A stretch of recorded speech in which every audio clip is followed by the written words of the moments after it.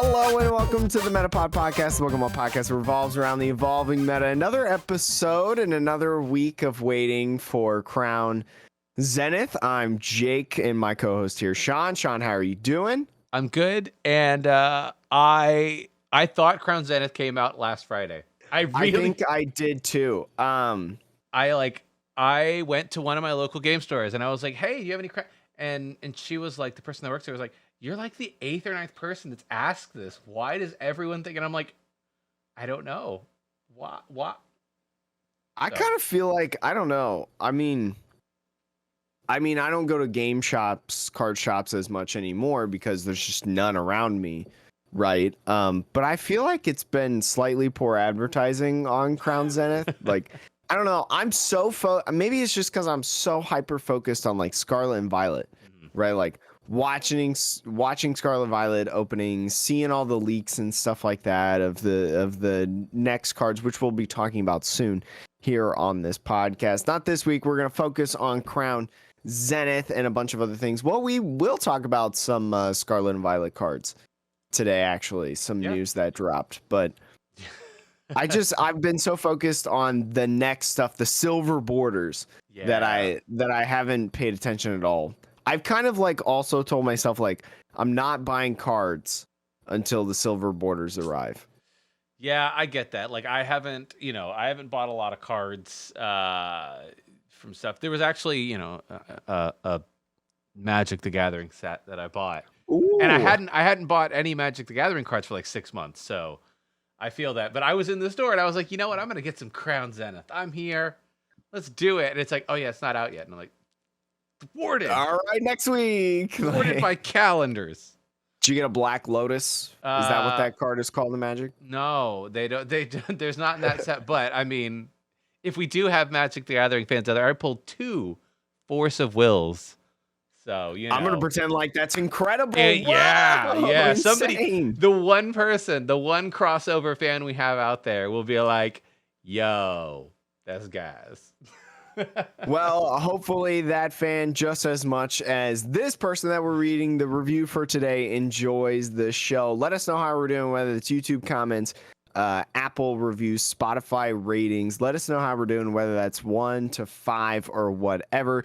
This week, we're going on a throwback, actually. I think we highlighted this comment in our YouTube channel, but we didn't actually read it off, I don't think. It's from Tommy over on episode 116 on the YouTube channel. Tommy says 10-star review with a winky face. So breaking the 5, Sean. We're now at a 10-star rating. That's amazing. Absolutely. Hello, amazing. Sean. Hello, Sean and Jake. I've been following the podcast for some time, and I really enjoy it. I started playing Pokemon in 2019, had some cards, and wanted to know how the game worked. Dad read the rule book to me and we started playing. One of the first matches I saw was Henry Brand's winning match at the World Championship Finals, and I loved the game ever since. Love the energy, enthusiasm, which you guys make the 1+ hour podcast every week. It's great to see so much dedication, and it's very motivational. When I see the thumbnail appear on the YouTube list, can't wait to immerse myself in the podcast world. In-game analysis, set reviews, card reviews, tournament chat. Keep it going, guys. From Belgium, Tommy That's from awesome. Belgium. Thank you so much for listening. We appreciate it. Glad you've been enjoying the game. It's a lot of fun. Even though I don't play too much anymore in person and stuff because of work and books, but anime. I love keeping up with it. Yeah, anime. But I love keeping up with it, and it's a ton of fun. So, but Sean. There's a little bit that we just talked about the playing. You know, we talk about the playing a lot, but we also talk about a lot about the collecting aspect and the types of cards and things like that. And we talked about when the SAR and AR cards, which if you do not know, special art rare and art rare cards that came out in V-Star Universe over in Japan. We talked about those new rarity of cards. We were like, man, we hope this comes over. It is confirmed that they will be in for Scarlet and Violet EX, the set, Sean. So we've kind of talked about some of these cards, and if you do not know what these cards are, they're like essentially character rares that you've been seeing. That same sort of art style where it's a specific Pokemon, and it's the full entire card that is illustrated. There are some incredible ones, that we've seen in the character rares, and now with the silver borders, getting the special art rares and the art rares, Sean. Yep. I mean, once again, I'm just glad that Pokemon is continuing on this, special art journey. Mhm. I can't remember. I was talking to somebody the other day, and they were talking about collecting, not just cards, but just collecting things in general. And what I realized was I told them, I was like, Pokemon, I think, has really got it right in terms Mhm. of balancing players and collectors. If I really step back and I think about it, I'm like, if you're a player, you can buy basically any deck for $100 or less, oftentimes much For less. the most part. Yeah. There are some exceptions, like when Mew VMAX first came out. Sure, when it first came out, but yeah. But after it comes out though, and there's a little bit of time, it's not just that it comes down because it's not good. It comes down because the Pokemon Company, at least in the West, they print the decks that make they print the League battle decks. Exactly. I mean, Mew VMAX, the regular rare, the regular VMAX rare that you would pull in a pack, market price $4.87. So, for me, the fact that you can build from scratch a top tier deck for between usually $40 to $80, but at the same time, you can open up a pack and get things like this, right? These special art rares, the art rares, and they're just gorgeous cards.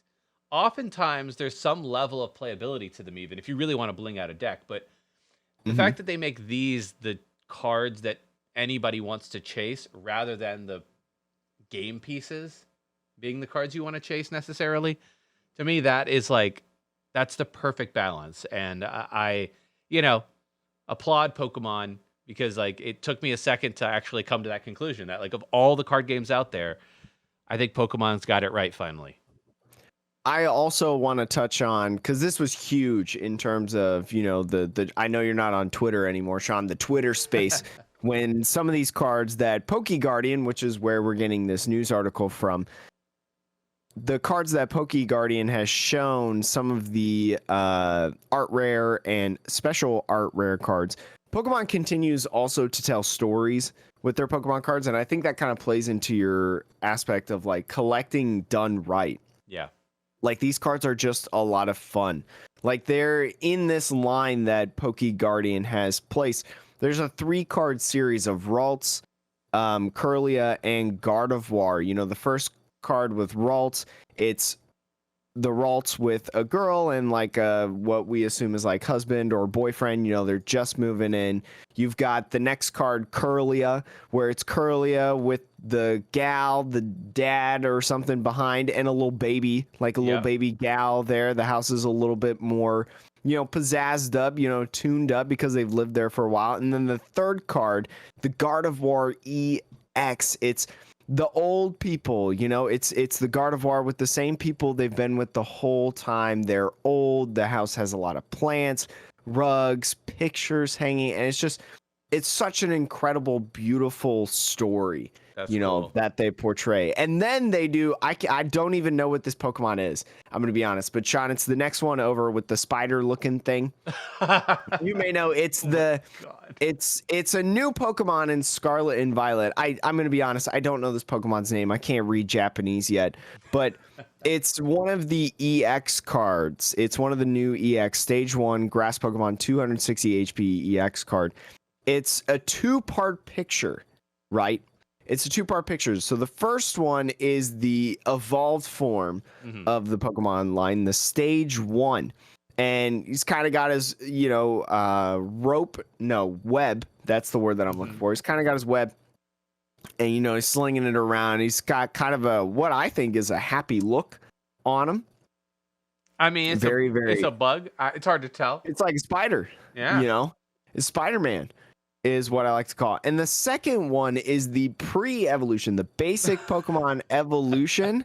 I also forget this Pokemon's name, but it's just a little ball of webs swinging around, and you see at the top of the card of the basic Pokemon is a Scyther, right? A Scyther looking like it's going in for the kill on the little basic Pokemon. But if you go back to the stage 1, right? Yep. If you go back to the stage 1, you'll see at the bottom of that card is the Scyther. Yep. The Scyther's, lower half of the body. So you're putting those two cards right on top of each other, and you think that Scyther's going to get this little, basic spider Pokemon, but it's actually the stage 1 spider that's going to capture the Scyther and get it as its next meal. And it's just such a cool story of cards. Like, I don't know if Pokemon's ever put the cards top down like that. I was literally thinking that. I was like, because like other than like the like legend cards or whatever, where it's like actually meant to be one card, but I don't think they've ever had the artwork go north to south continuation. Yeah, I think they've had them go like east to west before. Or the art's similar to like what I mentioned with the Ralts, the Curly, and the Gardevoir, going right next to each other. They've had those plenty of times. There's Charizard, growing up with the trainer in the Freezing Mountain. Those may know what I'm talking about. Look up that card, and it's a really cool card. It's just, these cards are so beautiful. And my favorite, again, I don't know this Pokemon's name. It's at the very end of this row, Sean. If you click on it, it's a fire Pokemon. It looks like a knight type of thing. It's a fire Pokemon, and it's just overlooking kind of like an alley in a beautiful city. It's been raining. It's peeking out. It's a fire Pokemon, so it's trying to stay out of the rain. But just the light, the colors. Oh my God, it's the most beautiful card I've ever seen. Just think about the fact that we're gonna get this card exactly like this borders. In silver borders. I cannot wait, Sean. Well, Jake, speaking of Scarlet and Violet, now we are going to talk about, I think, outside of the art rares a little bit, we are going to talk about something that was revealed, which is the pre-release promos. Every set release, in terms of a main set release, right? So Crown Zenith will not have this because it's a holiday special set release for anyone who doesn't know. Scarlet and Violet, which will be the next series, right after Crown Zenith, it's a base set series, so they will have pre-release events where you can go, you get a build and battle box, you get like a set of however many cards, like 40 cards, Muddle of Trainers, an evolution line. I think they increased the number of like the pack, right? A couple of sets ago. I don't remember. It's been a while since I've been to a pre-release event. Enough. But you'll get a set of cards. You get evolutionary line, trainers, energy. You'll have energies that you can grab, things like that. You'll get a couple packs inside your build and battle box, but you'll also get a pre-release promo. And so these pre-release promos are kind of like the first official cards that we know of in sets a lot of times, or some of the first ones that we will know. And so we're going to talk, as usual, about these cards. So, Sean, the first one that we're going to mention is Rev of Room. Say that 5 times fast. No. I refuse. Rev of Room. Rev of Room. It's a stage 1 metal Pokemon, 140 HP. It's one of the new Scarlet and Violet Pokemon, by the way, in case you did not know. It evolves from Varoom. Oh my God. I love sorry. these names. It's the gosh darn vacuum, Jake. Anyways, it has an ability called Rumbling Engine. You must discard an energy from your hand in order to use this ability. Once during your turn, you may draw until you have 6 cards in your hand. That's interesting. That's really, really cool, in my opinion. That's like Greninja, except draw cards, right? We have so many discarding effects right now in the format. We have so many ways to dwindle down your hand. Just look at Mew VMAX, right? Yeah. I mean, I think about this card, and like the only downside to this card is that you need to have a card in hand in order to use it, and energy. But it's not dissimilar from Bidoof, right? Yeah. The Bidoof says you could draw until you have 5 cards. This lets you draw until you have 6. I think, when you say Bidoof, you mean Bibarel. Oh, is that the? Oh, yeah, the Bibarel. Yeah. I know what you meant for for any listeners and watchers. Yeah. Yeah, Bidoof's older brother. Yeah. So it's it's similar to that, where instead of drawing up to 5, you draw up to 6. So it's not going to work as well with like, those peony stats that people were doing, where you could like get any 2 cards from your hand, but you have to discard. Like it doesn't necessarily work quite as well. But I don't know. It's I think Cramomatic works really cool with this card, right? I mean, it's the same concept as like Mew VMAX. Yeah. Right? Where people use Cramomatics to get rid of a trainer card, Rotom Phone, Quick Ball, Ultra Ball, or whatever. Battle Pass. Yeah, Battle Passes, especially after the first turn, right? You do that to lower your hand so then you can draw more cards off Genesect. So I think it'd be cool to kind of see those in the same essence, right? So pretty interesting. The attack is garbage. Don't worry about it. For 1 metal energy and 3 colorless energy, 90 plus damage. 90 is the base damage. The attack is called Knockaway. Flip a coin if heads. This attack does 90 more damage. Now, in a pre-release format, this may be busted. But I think for what it is, probably just use the ability. But I will say this is an interesting. So Jake and I talked about this before we started recording, which was sometimes these cards can indicate to you like what they see the future of a format looking like. Now, I don't know if this is going to be the case, but like there is a part of me that's like, okay, we've moved back to a evolution style format in EXs. There's no, as far as I understand, there are basic EXs, but largely the EXs are in the old school style of you evolve from a non-multi-prize Pokemon into a multi-prizer, Yeah. And there's a world in which I'm like, I could see them bringing back something like a triple acceleration energy, which for those of you who don't remember, triple acceleration added 3 colorless energy, but you could only play it on evolution Pokemon. And it would only last 1 turn, right? Yeah. So, you would attach it to your Rev of Room. You would attack, and then in the checkup phase, I think it's the checkup phase that it would discard. The checkup phase, after your turn is ended and you're about to hand the turn off to your opponent, same time that you would do like damage counters for poison, burn, stuff like that, you would toss the triple acceleration energy into the discard pile. Yeah. So when I see an attack like this that has triple colorless in it, like that's, I mean, it is quite an expensive cost to be able to flip a coin even to do just 90 more, which is really not, I know that's not what the point of this Pokemon is, but like sometimes I see this and I think to myself, it looks like they might be considering bringing that back, maybe only for multi-prizers, non-rule box. So yeah, I mean, they did in the Sword and Shield era make Twin Energy, right? Instead of just reprinting double colorless energy, which was so dominant for so long in the Pokemon trading card game, they made Twin Energy, only able to use on non-rule box Pokemon, and then they printed double Turbo Energy, which was basically double colorless, but you lost 20 damage to your attacks using it. So it could be interesting to see, Sean. But I guess moving on to the second of the pre-release promos, we have, Halucha, not a new Pokemon. So now most people know this Pokemon. Yeah, fighting bird, big fighting bird. So this one, it has 2 things. The main thing, though, I think is going to be its ability, Flying Entry. And that is when you play this Pokemon from your hand onto your bench during your turn, you may choose 2 of your opponent's benched Pokemon and put 1 damage counter on each of them. So kind of like a buffed Zigzagoon. So Zigzagoon, when you put it from your hand onto your bench, you put 1 damage counter on anything.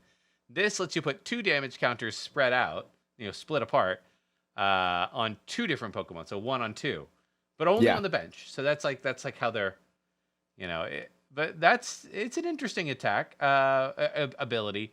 I think once we lose Scoop Up Net, I do wonder how viable this is, though. I wonder if there will be a new Scoop Up effect that later gets printed in like Scarlet and Violet, right? Because Scoop Up Net came early. It was in Rebel Clash, which wasn't the first set, but it was the second set. I think Rebel Clash was of the Sword and Shield series. And so, I mean, we've had the pickup item effects a long time. I mean, there was, oh my gosh, the there's Super Acerola, Scoop Up. Super Scoop Up. I mean, yeah, we had supporters as well, like AZ and Acerola in the format to pick up Pokemon as your supporter, but we also had like Super Scoop Up, and I'm pretty sure there was another item. I can't remember what it was, but Super Scoop Up, I believe, was printed in the Sun and Moon series. Yeah. But that was a coin flip, I believe. So Scoop Up Net taking away that coin flip, but the difference was that Scoop Up Net was any non-multi-price Pokemon essentially. Yep. Because Rulebox hadn't been invented at the time. Yeah, so you could technically pick up your Radiant Pokemon if you want. Yeah. Yeah, because I think it specifically says GX and V. You're right. Because in Expanded, you could do it pick with up Shaman. EX. Oh God, that was broken. Which is another reason why you should never play Expanded. But this card, a lot of people are excited about this Halucha, not only as like a promo, but for competitive play as well, because this is big for something like Lost Box, right? Instead of a Zigzagoon, right? Because Lost Box a lot of times sometimes is a spread deck, right? Yep. Instead of putting 1 damage counter for Zigzagoon, you're putting 2 damage counters for a Halucha. Now it's 1 damage counter on 2 different Pokemon, but that's still 1 more damage counter than before on the Zigzagoon. So pretty interesting. I think this is the best pre-release promo out of them all. Oh, interesting. Yeah, I mean, I think the nice thing about this one is you could have a turn where if you set your damage up right, you can win on one turn with 2 VMAX knockouts, right? Yeah. Just Serena, whatever. If one of them's in the active, you Serena something else up, throw down that Halucha, GG's. So yeah. And it's also, if math is tight, right? Because with Lugia, right? Lugia, to be able to take knockouts, you have to get all those powerful energies on. But, what if instead of a powerful energy, you just put down a Halucha? That kind of alleviates you a little bit more to have a different energy onto it, whether it's a capture energy. I don't know if they'll ever play gift energy or just Aurora energy, any sort of stuff like that. So I think a lot of decks could use this to hit a lot of specific numbers and do a lot of setup as well. So that's why I think it's the best. You know what I will say as well? This is like prediction hour for Scarlet and Violet, whether it's this first set or in a future set. You know how do you remember, like, I think Mimikyu it was that turned off abilities on Rulebox Pokemon if they have a damage counter? Yeah, GX and EX Pokemon abilities got shut down if they had a damage counter. Yeah, I could see something like that coming back with this card coming, because that also makes this card viable even if there isn't a scoop effect. Because then you can, from nowhere, play this from your hand, turn off the abilities of 2 Pokemon on your opponent's bench, and like, to me, that can be really valuable. So like, I could see, like, that could also be a good future for this card. I wonder also if this is off the rails now. We're jumping off the rails, sidetracked. But I wonder if that shut off abilities effect can be done by a tool card. Because remember, Sean, we talked about this in a previous podcast, that tool cards are getting their own category now. And so tool cards are inherently, as what we said at the time, right? We don't know exactly what Scarlet and Violet is going to bring in terms of cards and being able to find that. But we said that inherently making it a different subcategory makes it harder to find. So I wonder if just we'll get like more powerful tool cards. That would be cool. And so maybe that could be one of them. Because that would, what we were talking about specifically, if it was like a Mimikyu reprint, right? The Mimikyu that we talked about, that's 2 bench spaces. That's kind of a lot right now, I feel like, in the Pokemon trading card game. And who knows, maybe Scarlet and Violet, you don't need as many Pokemon on the bench. But I think that'd be interesting. I like that theory, specifically because I think that Galarian Weezing was a very good design, Because you think about shock lock, right? Like that's like a concept from Expanded, especially where you could play. I can't remember the card, but like you play one of these cards onto the bench and it turns off all abilities, and then you turn off you item lock your opponent in the same turn with an attack.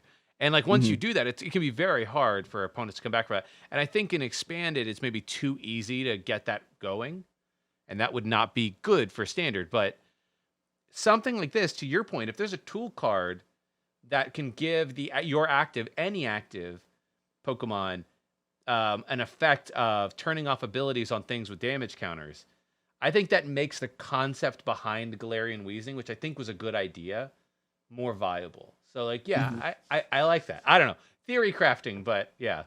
It's interesting too, because you could make it like like a tool card that can only be worn of non-rule box Pokemon. Right, so you don't have like a Mew VMAX running around with that item card, just completely like turning off an opponent when they're already like dominating or something like that. I don't know. It could be interesting, but Sean, let me tell you about Palmwatt. Yeah, tell me about this Palmwatt. How you pronounce it. Yeah. Paramount is a stage 2 130 HP lightning Pokemon. It's a very small Pokemon in the video game, Sean, so that's why it's a little scrunchy at 130 HP. It's basically like the new Pikachu, I feel like. It's the Pikachu of the generation. Yeah. It has the ability Charge Up. Once during your turn, you may search your deck for a basic lightning energy and attach it to this Pokemon, then shuffle your deck. In exchange, Lightning, colorless, Electropaw, 230 damage. Discard all energy from this Pokemon. Trash. I mean, outside of a pre-release event, yeah. It would be insane, though, if this had like a second attack for a little bit of energy. Yeah. Right? Like a 2 energy attack. I don't know what it would look like. It's a free retreater as well. Halucha having a 1 retreat, and then Rev of Room having a 2 retreat cost. Yeah, but I see this Pokemon would be a lot better in a pre-release format, especially if it had a like 2 energy attack. It would. I will say this actually does get around the problem of some stage 2s, which is you find that stage 2 Pokemon typically, the Pokemon company says like, okay, well, we'll give them a good attack because you spent the time to evolve them up over 2 turns, theoretically, and we'll make their attack cost only 2. So if you've noticed, like in recent years, like a lot of stage 2s, the playable ones, have a 2 energy attack cost because you go from basic and they expect you to rare candy into the thing. So it's only 2 turns. So they're like, oh, well, it makes sense. 2 energy, 1 per turn. So this one at least goes back to like this. Okay, you can either attach 1 energy a turn and get there and go slowly, like 1 to 2 to 3, or you can go 1 to 3 and then the ability gets you the 3rd energy. So I don't know, like it's a kind of a 6 one way, half a dozen the other in the attack cost, but I don't know. Weird. I mean, it could probably beat the actually I don't think it would beat this next Pokemon, Sean. What's the final pre-release promo? Final pre-release, and I don't know if I'm going to say this right. Quaxley. I'm gonna say that's how you pronounce it. Sure. Ability: Energy Carnival. Once during your turn, you may attach a basic energy card from your hand to one of your Pokemon. Wow.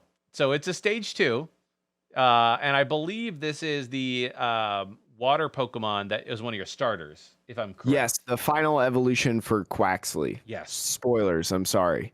Well, yeah, sorry. You'll get them a lot soon with all the new cards coming out. But this is interesting. Like, it basically energy acceleration for once during your turn to attach any kind of energy, which I think is interesting, to any kind of Pokemon. Whereas anywhere, anytime. Yep. And if you have multiple of them out, which that's very difficult, but you could. Yeah. You could do it. And then the attack, water, colorless for 140 damage. Hydro kick. Yeah. Knocks out a Paramount. Yeah, it's true.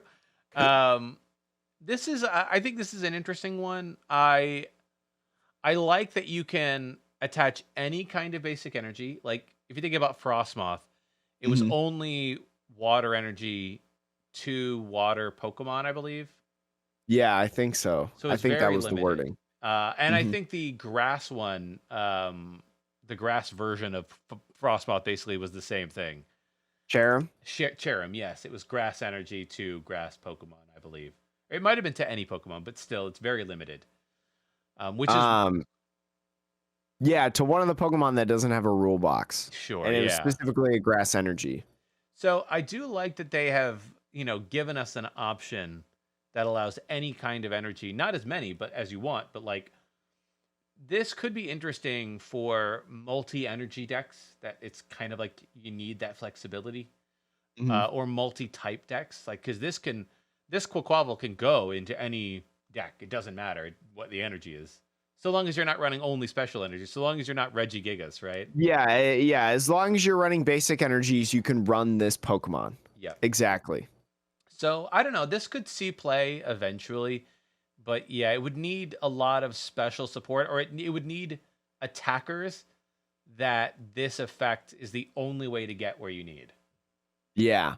Which is So a little tricky. And we'll talk more once Scarlet and Violet actually releases in terms of maybe some of the possibilities of Pokemon that could do that. And what do you got pulled up there? well, I was pulling up. This is a new product. I clocked it when we were reading the reviews. Have we had a product like this before? I'm pretty so if for all the audio only people that don't know Yeah. what we're talking about at Yes. all, Sean has pulled up an image of a build and battle stadium. I'm pretty sure this has been a thing in like a recent thing, a recently new thing, but still a thing. I'm pretty sure this has happened Okay. before. I feel like I've seen this, but it's not like old. Like I don't think they've been doing this for a super long time. But I think essentially what it is you get is it It's two? it's basically two build-in battle kits thrown together. Yeah, I mean if you have a friend or like you just want to do it at home with your, partner or kid or whatever, you just buy this build and battle stadium. It probably saves you like a couple bucks than Yeah. just buying two build and battle kits. Maybe I don't actually know the price. That's just my assumption. But you also get like it looks like you also get dye Yep. and stuff like that. So maybe you don't actually save money. Well, you get I don't know how much it costs, but like you get 11 booster packs. And I'm just saying I like it. It's a cool concept because yeah, the build and battle kits um can be more limited in Mhm. terms of like their use cases. But and I'm sure that like a lot of stores, like if you go to a lot of stores, they might have a lot of old build and battle kits Mhm. that are hard to sell because it's not really, from a price point perspective, it doesn't always make sense.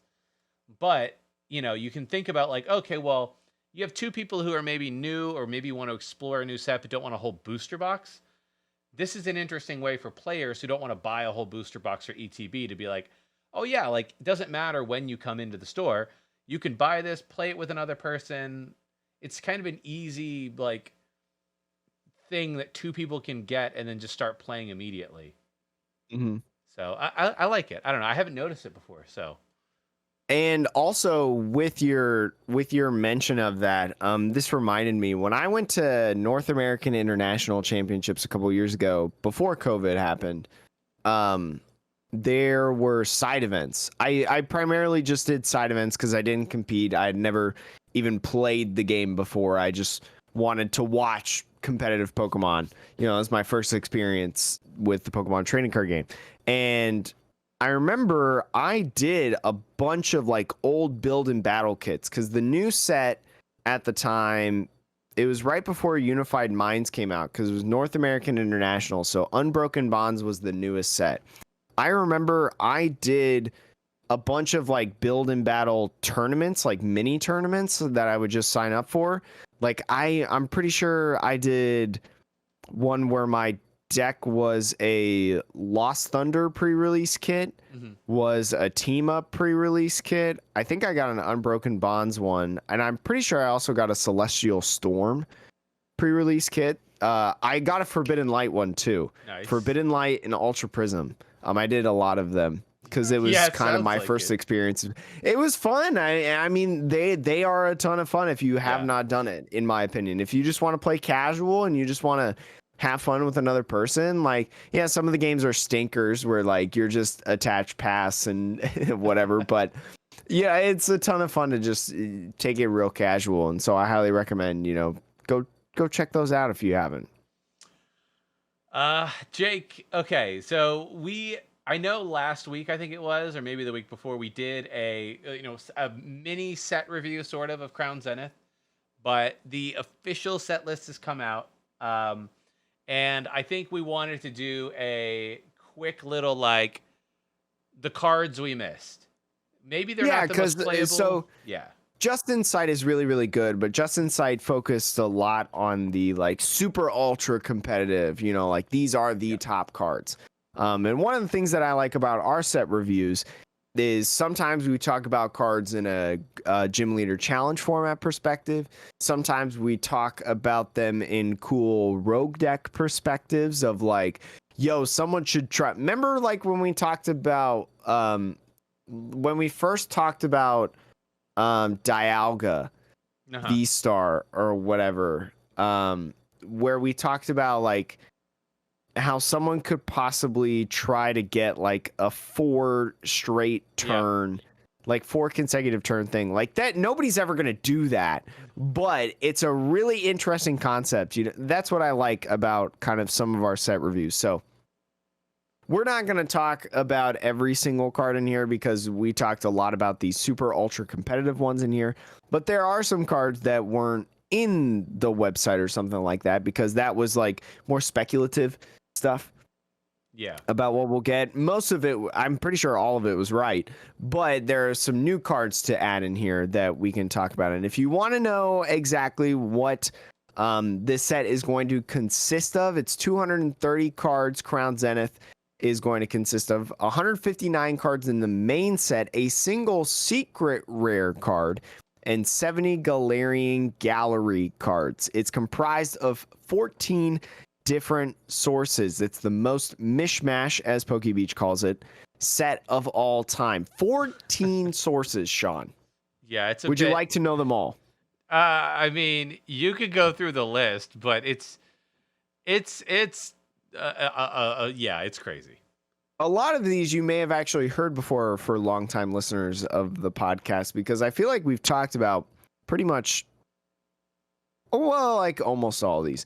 There's V-Star Universe in here, Paradigm Trigger, Incandescent Arcana, a slew of Japanese and Chinese promos, the special deck set Charizard V-Star versus Rayquaza VMAX, the Zeraora and Deoxys high-class decks, the special set deck Zacian Zamazenta versus Eternatus, the Start 100 decks. Do you remember those, Sean? Yeah. That feels like ages ago. That was so long ago. The Koro Star Deck 100 deck, and reprints of Rotom V from Lost Abyss and Rayquaza V from Skystream. And there's still cards, Sean, that didn't make the cut. Yeah, I mean, like, there's a few cards in every series of like sets that the US or the West just doesn't get for whatever reason. Mm-hmm. But shout outs to your, Clefairy doll, like alternate art card. You know what I'm talking about, Jake. Yeah, I know what you're talking about. So, but yeah, like, I think we could just go through, like, is there any card in the grass section that you wanted to talk about quickly, Jake? I kind of want to talk about Blossom because it's the first Blossom card since 2015. Shout out to all the Blossom fans out there. If you don't know what Pokemon it is, it's a stage 2 grass Pokemon, 120 HP. It's got 1 attack, and that's pretty much it. Grass and colorless. Flower Spin, 80 times damage. Flip 3 coins. This attack does 80 damage for each heads. Switch this Pokemon with one of your benched Pokemon, which I think is kind of cool. Now, we do not have a, like, doll, like you mentioned Pokédoll earlier. But think about if we had like Pokédoll. You could go Blossom, right? You could flower, spin, do a bunch of damage, or maybe no damage at all. You can have that reflipping stadium, right? Yeah. To be able to potentially do a lot of damage. You could switch into the doll, right? The doll gets discarded because it gets KO'd. You bring your Blossom back up. You use Silene.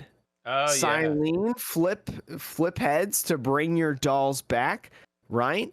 And then, or like Palpat as well, right? You can kind of do that like we saw. Oh my gosh, I'm forgetting my favorite player's name. Stander. Yeah.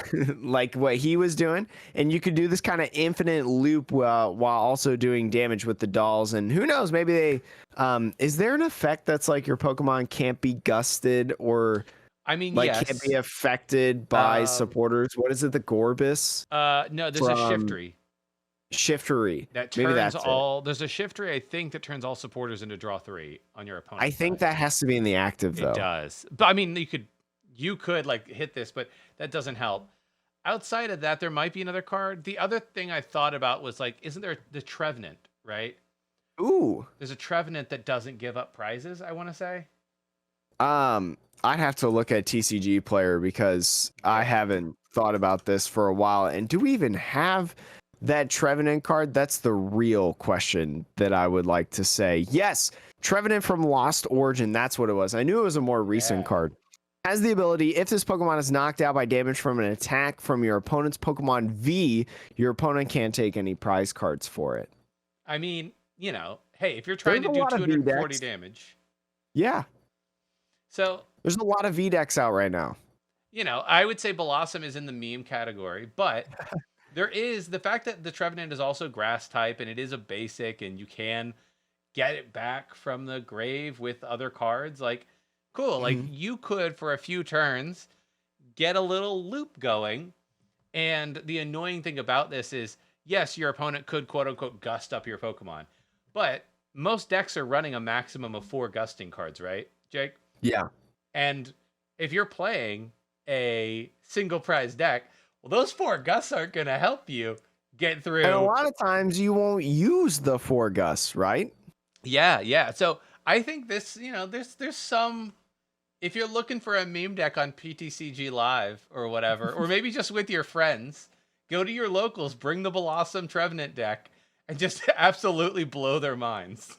I mean, that's one of my favorite things in locals is when somebody brings something absolutely nuts and inconceivable and, like, what are you doing? But it's a lot of fun to play against, and it's a treat to see the ideas that you can have in this game. But, Sean, do you know what card you want to talk about next? I'm just looking through here. I don't know if there's many more of the grass-type Pokemon, honestly, that are particularly exciting. So if there's one other grass-type that you're like, yeah, we should. I will say, actually, there is one.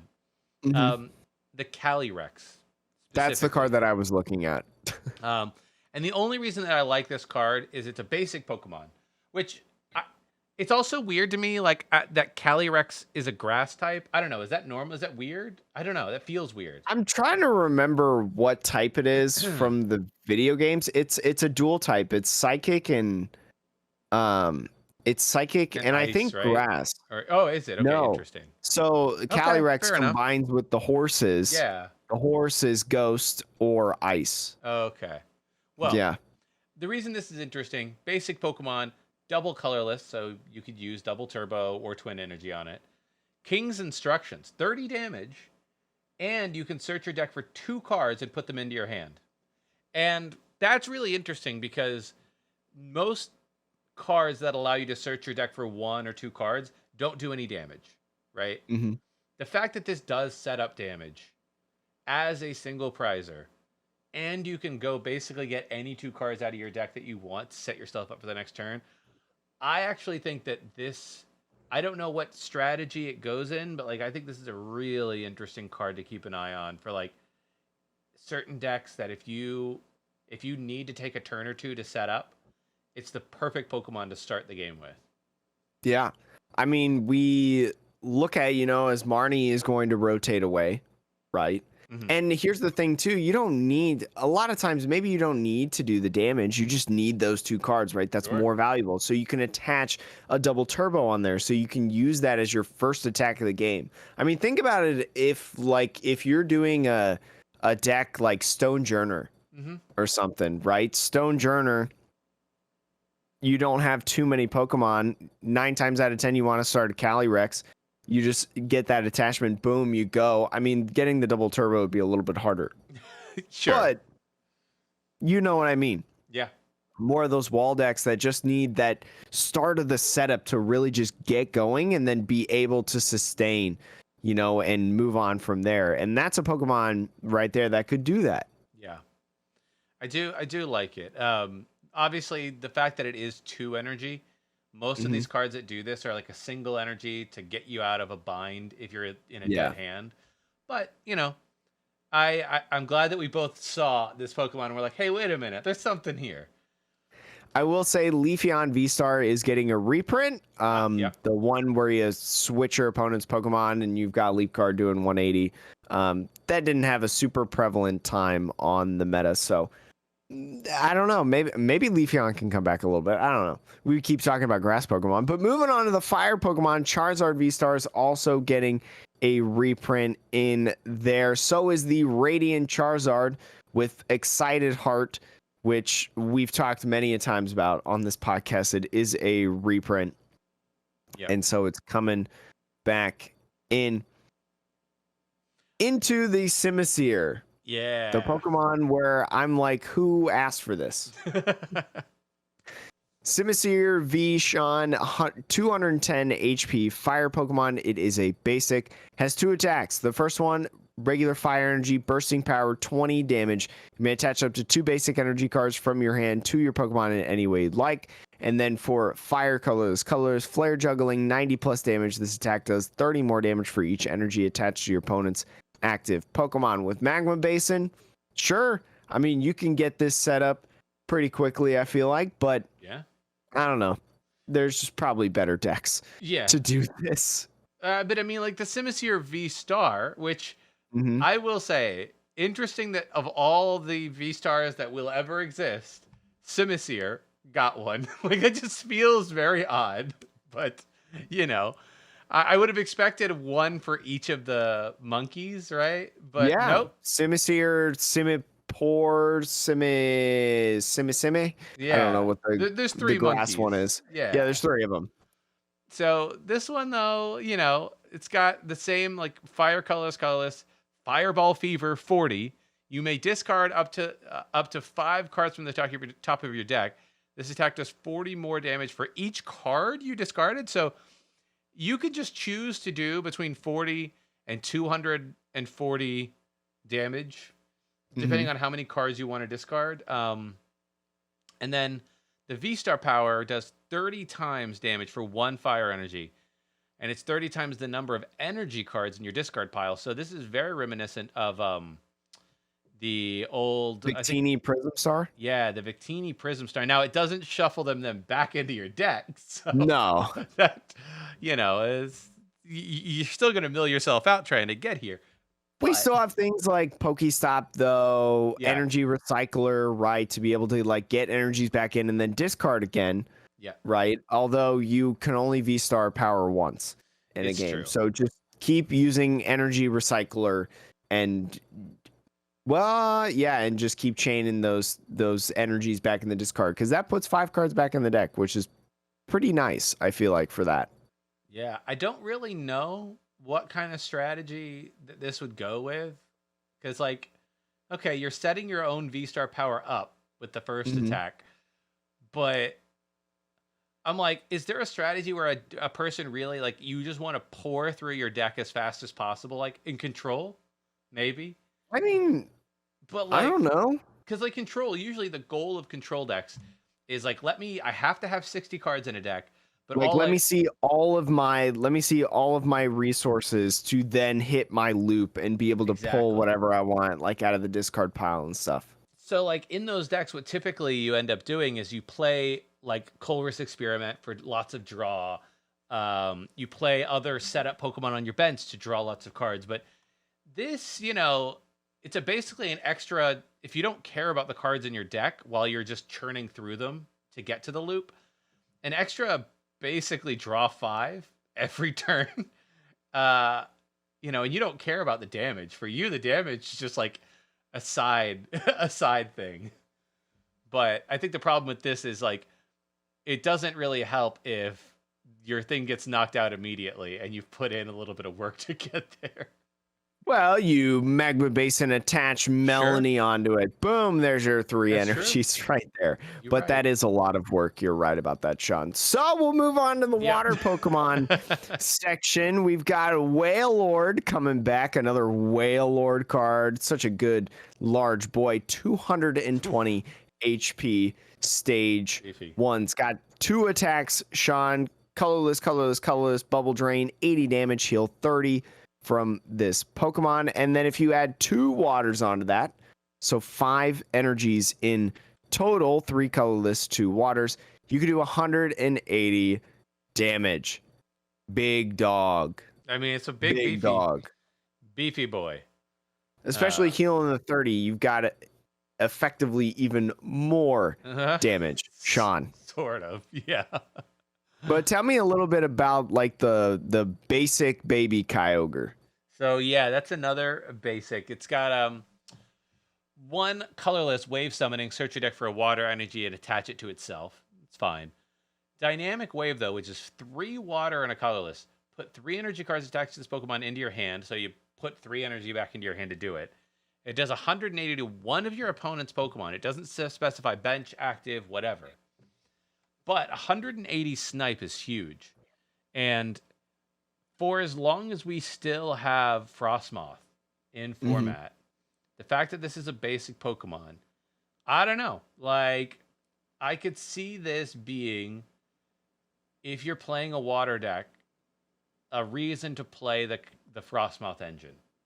Yeah. Because you can, in one turn, out of nowhere, be like, slap this thing down, snipe 180 damage from nothing. We've got that telescopic sight. Remember that card is still around from Vivid Voltage. Yeah, 210. Yeah. Knock out a bunch of Vs. Yeah, and then get the energy right back into your hand for the next Pokemon that you want to put it onto the following turn. Like, that's not nothing. 210, that'll knock out your Genesect Vs. It'll knock out your Baby Mews. It'll knock out... That's what you can even do as well if you've got something like a Duraludon, right? Because Duraludon is popular. Arceus is still out there, Yeah. We've still got Medicham in the format. So be able to just knock those Pokemon out and do those those Wombo combos. I just love those types of plays. But like, this is an interesting little Pokemon. It really just requires you though to like play a Frostmoth deck. And once Frostmoth rotates, I don't see this having much viability. But until then, it's pretty neat. We can talk about the Kyogre V, the gym promo from Japan. Basic water Pokemon V, 230 HP. Has 2 attacks, water, colorless, dual splash. This attack does 50 damage to 2 of your opponent's Pokemon. Don't apply weakness or resistance to it, so get a little bit of spread damage in there. And then water, colorless. So 1 water, 3 colorless. Aqua Typhoon, 210 damage. This Pokemon can't use Aqua Typhoon during your next turn. Same concept. Use it with Frostmoth, right? Just like pretty much every other water Pokemon that's not Palkia. Yeah. And just go to town and have a good time. Yeah. I mean, it's interesting. It's like, hey, what if we made Zacian for water, but worse? Yeah. What if we just did that? That's what that is. We have Melanie on it, so it's like it's not as easy as, Metal Saucer, but it's still fun. Yeah. Maybe. Yeah, I also think it's interesting. We don't have to talk about Glaceon V, but I feel like it's very interesting that Leafeon V-Star got reprinted, but not Glaceon. I don't understand. V-Star. Sure. Like, oh, fine. Okay. Somebody was copying and pasting the original list, and they forgot to hit They forgot to copy the Glaceon V-Star, and then this is the set. But we do get 2 different arts of Shanks. We do. So that's that. I mean, one of them, they're cute. One of them being a Rapid Strike Pokemon, actually, Sean. For what that's worth. Yeah. I mean, and we get also 2 Luxios as well, one being a Rapid Strike, and then also 2 Luxrays, one being a Rapid Strike. So that's, I mean, even if these cards are not necessarily super good, this evolution line, in my opinion, I don't know if we've ever gotten this kind of like 2-2-2. Usually, you know, we'll see 2 into 1, right, for an evolution line, but 2-2-2 for a 2-stage evolution line is really, really cool. I don't know if they've ever done that before. But Sean, you talk about the first Luxio real quick. First Luxray or Luxio? Or I'm sorry, Luxray. My apologies. Okay, yeah. First Luxray. This is the Rapid Strike Luxray. For 1 Lightning, Electro Step, 40 damage to one of your opponent's Pokemon, and then you switch it with one of your bench. Nice little like ping there for any of your opponent and switch out. Second one, Lightning Colorless, 100 plus damage. And if your opponent's active as any damage counters, it does 100 more. So potentially 200 damage. Very easy to do that for 2 energy, which is quite impressive, actually. But I mean, we have a bunch of different things that allow like damage counters to just get places at random. And, you know, even, you know, that stadium, you know, what is it? It's like Bogjaw, Scapejaw. Oh, yeah. I know what you mean. The one that when you play an energy. Terrible name. Yes, you put a Pokemon down on the bench and it puts 2 damage counters on it. We've got stuff like that in there as well. So getting that damage cap, still very, very good. And Luxray historically is just a very efficient attacker. Yeah. I feel like low energy costs, kind of relatively decent damage, I feel like. But the other Luxray has 10 more HP, 160 HP, stage 2 electric type Pokemon. This one has an ability called Explosiveness. This is what I think got people chirping the most about Luxray when this set list released. If this Pokemon is in your hand when you're setting up to play, you may put it face down as your active Pokemon. Yeah, start of the game, if you have a Luxray in hand and you're like, hey, you have to select a basic, you can like, basic, let me just throw this Luxray down here. Surprise! And it's got a 1 energy attack called Seeking Feign, 50 damage. Search your deck for up to 2 trainer cards, reveal them, put them in your hand, and then shuffle your deck. I believe there was like I think the last card that I can remember that did this was Talonflame. Oh, I think there was a Talonflame from the XY era that did this. And if memory serves me correct, I think for 1 energy, it allowed you to like discard your... I'm sorry. For 1 energy, it did 40 damage. Search your deck for up to 2 cards and put them in your hand, then shuffle your deck afterwards. It's the exact same thing, basically. Yeah, it's the exact same thing, except 10 more damage. And a lightning Pokemon. Well, this restricts it a little bit to just trainer cards, but trainer cards, in my opinion, Sean, that's mostly what you're going to grab anyways. This isn't saying like just item cards or stadium cards or support cards. Yeah, this is trainer cards. So, I mean that Talonflame saw play. I remember the Steam Siege X and Y card. So I don't know. I mean this Luxray could actually see play. I think it could see play. I was trying to think, like, it's clever that they did this with a stage 2 rather than a stage 1. Because Talonflame is a stage 1, right? No, Talonflame is a stage 2. Yeah. Oh, okay. Well, they're I was all trying birds. to think, how can you, if you could play this Luxray turn 1, is there any way to cheat out another stage 2 since this one is already on the field? You know, like Zoroark style, or like Thornton style, but it doesn't exist. I'm pretty sure there's no way to do that, but I don't know, because I mean it's very specific wording, you know, setting up your Pokemon in play. But like once it's on the field, like if you had a card that's like, hey, switch any stage 2 from your field with one in your discard or in your deck or whatever.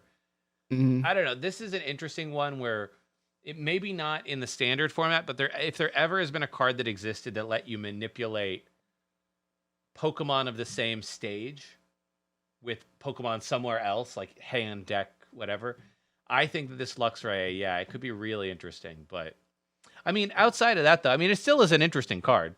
Just straight up, like, you could run the stage 2 and not even bother running any of the rest of the evolution line. It's also a free retreater, Sean. Yeah, that's a really so good that's point. also, I mean, free retreaters are really, really appealing as well.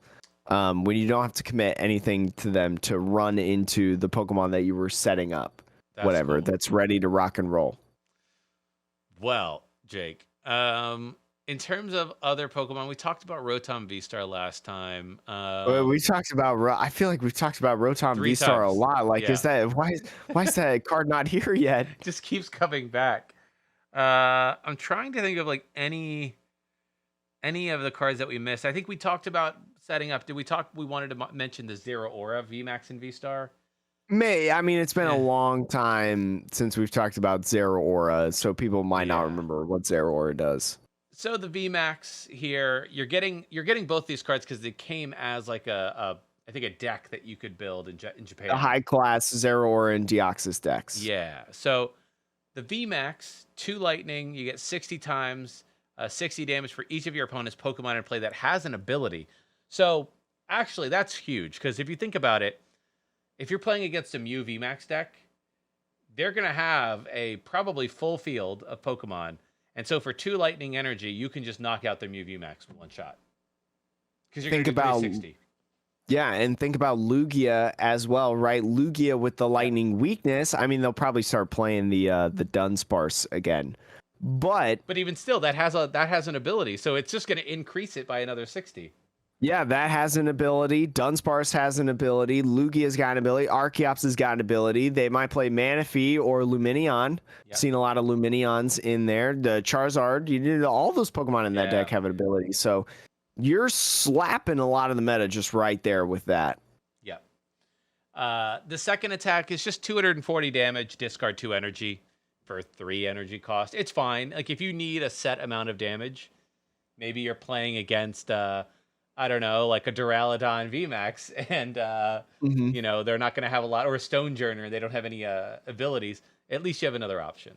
But Jake, who knows? I mean, we've got Dynamoner still going on right now. Yeah, right, with the Flaffies, and there's been like 1 or 2 regionals where people play the electric box deck. We featured that on this podcast. So I don't know, who knows? Zero Aura VMAX, but Zero Aura V-Star, Sean. Yeah. The V-Star, 270 HP lightning Pokemon evolves from Zero Aura V, has 2 attacks. 1, lightning, colorless, crashing, beat 190 damage. You may discard a stadium in play, which can be curious. Lugia has kind of that same attack with that, except 1 more energy and 50 more damage or something like that, base damage. Something along those lines.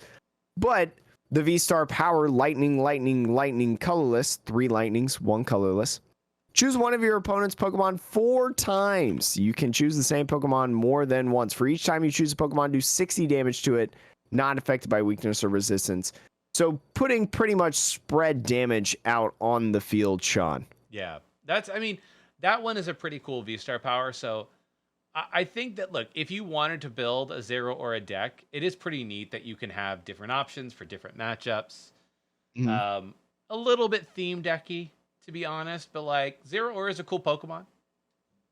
No reason not to give it a whirl. Yeah, exactly. Sean, scroll down to the Psychic section. Enamorous, basic Pokemon, 120 HP. I'm just going to focus on 1 attack because that's really what matters if you consider that it matters. Psychic, colorless, Loving Symphony, 70 plus damage. If you have the same number of cards in your hand as your opponent, this attack does 70 more damage. Think about like Grand Bull, right? People love the Grand Bull deck. You get your hand to 0, whatever. Now you can copy your opponents. If you have the same number. Exactly the same. Imagine your opponent's playing Unknown Hand. I mean, right, where they have to have like 35 cards. What? You could play Judge with this. Yeah, you could combo this with like Judge or Marnie. You know, that wouldn't be bad. If you keep scrolling on this list, Soul Rock, the one that attaches psychic energy to Lunatone, is getting reprinted. So sorry to all you Lunatone haters out there. In terms of the other cards, you know, moving into the dark Pokemon, you don't really see too much. The Dragalge in the dark Pokemon, it could be kind of interesting. We've seen the Galarian Weezing that has 4 damage counters during the checkup phase. The Dragalge for 1 dark energy does 8 if you evolved from Skrelp during this turn. So I don't know, you could kind of do, I mean, this Pokemon's probably going to get knocked out every single turn anyway, so if you can get some sort of loop where you're constantly bringing up Dragalge, yeah, you can put up 8, 16 even pretty much every single turn. And we've got other, you know, boosters like the Hisuian Sneasler, right? Adds a little bit of damage and things like that. You've got an Assault Gate Hoopa just like before. 90 damage for 1 dark energy. If it wasn't moved from your bench to the active spot during the turn, it does nothing. I think this is just like a straight up reprint. Yeah, it's just I think it's just a straight up reprint, which is a kind of an old reprint to be honest. So in my opinion, kind of cool, I would say. But Sean, we've already talked about the Zacian V-Star, the Zamazenta V and V-Star. Those cards are pretty cool. You can hear us talk about those on the podcast. Like we mentioned earlier, Rayquaza VMAX gets a reprint. Duraludon VMAX gets a reprint. The Radiant Eternatus is super, super insane. The Ditto, Sean, you remember the Ditto, you know, that you could peel off in the Pokemon Go set? Yeah. We've got another Ditto in here. 70 HP basic Pokemon, sudden transformation. Can use the attacks of any basic Pokemon in your discard pile except for Pokemon with a rule box. So if you've got busted basic Pokemon that don't have a rule box, I don't know. That's tough at this time, I feel like. Yeah, I don't know, but it's cool. It's an interesting look. It's a good concept. You never know. I enjoy, you know, when Mewtwo VMAX was running rampant, Mewtwo and Mew VMAX and stuff, and like Marshadow GX and stuff, like the cards that just look at your discard pile or something or on the field and copy attacks, I think are just really, really cool, except for Mew VMAX. We've talked about Regigigas. The Stoutland V is also getting a reprint in there as well. The Greedent V, I think, I don't think the Greedent V is a reprint, but it doesn't have the V Max. So like, is it worth? I don't know. Yeah, it's cool art, but. Jake, before we wrap up, I think there was just a couple of supporter cards that we didn't touch on. I think the one that you mentioned to me was Digging Duo. Mm-hmm. So this is a supporter. Flip a coin. If it's heads, look at the top 8 cards. Look at 8 cards from the bottom of your deck. If it's tails, look at 3 cards from the bottom. Choose a card, put it into your hand, shuffle the other cards back into your deck. So it's an interesting effect, right? Of like being able to look not at the top but at the bottom. So when Marnie is in format, it's a cool Marnie response. But there may be other cards in the future that put things on the bottom of your deck, and so it's interesting to have options to get out of that. Yeah, I will say as well, the signed promo cards. You may remember us talking about those. The signed supporter promo cards: Bead, Nessa, Raihan, Leon, Hop. Those signature cards are all coming back in there. No Marnie in here though, because Marnie was part of the lunchbox. Do you remember that? Yep. The lunchbox box that I feel like we talk about every single episode week.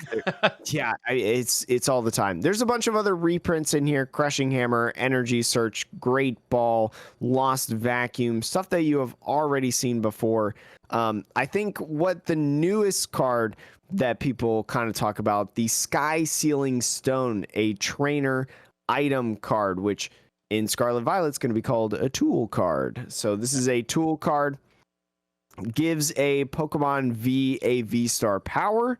which this one is Star Order. You may use this ability during your turn. During this turn, when damage from the attack of your basic Pokemon V knocks out your opponent's active Pokemon V-Star or V-Max, take one additional prize card. Yeah, Sean. So taking an extra prize card from Pokemon V's damage. And throughout this podcast, we've talked about more and more of the Pokemon V's that do like heavy hitting damage, you know, the combos that you can use. So this Sky Sealing Stone, especially when we've seen decks as well in formats prior to this, like Vikavolt, right? The Vikavolt deck that we talked about the other week, you know, that used the Earth Seal Stone. What if it used the Sky Sealing Stone? Yep. Yeah. I think we talked about this last week about like this could be like a really interesting card for like it's specific. It's very specific decks, but just sort of gives them that little extra oomph to get past the prize trade. Yeah, I mean, gets it into your advantage to take over the pace, you know, go in, knock out a Mew VMAX, and then just gust up a Genesect to knock out the game. You know, any of those situations can be good, especially in like Lugia that attacks with a lot of one prize Pokemon. You know, think about if you can knock out a Lugia V-Star, boom, knock out Lumineon for an extra prize or something like that, or you knocked out the V-Star for an extra prize, you've got one prize left. Yeah, that's true. You know, only two prizes, and then you can take out the Yveltal or whatever to end the game. Mm-hmm. But a lot of full art supporters in there, basic energies. Yeah. Get a new design as well. So lot of crazy stuff, but don't worry. Right, Sean? We're going to keep you all in the loop every single week here on the Metapod Podcast, Pokemon Podcast that revolves around the evolving meta. Stay tuned next week. I'm going to get on the newest Jake rant. Yep. Because, my God, I'm mad at Pokemon for what they've done. And it has to do with Scarlet and Violet. So we'll see you around. Bye.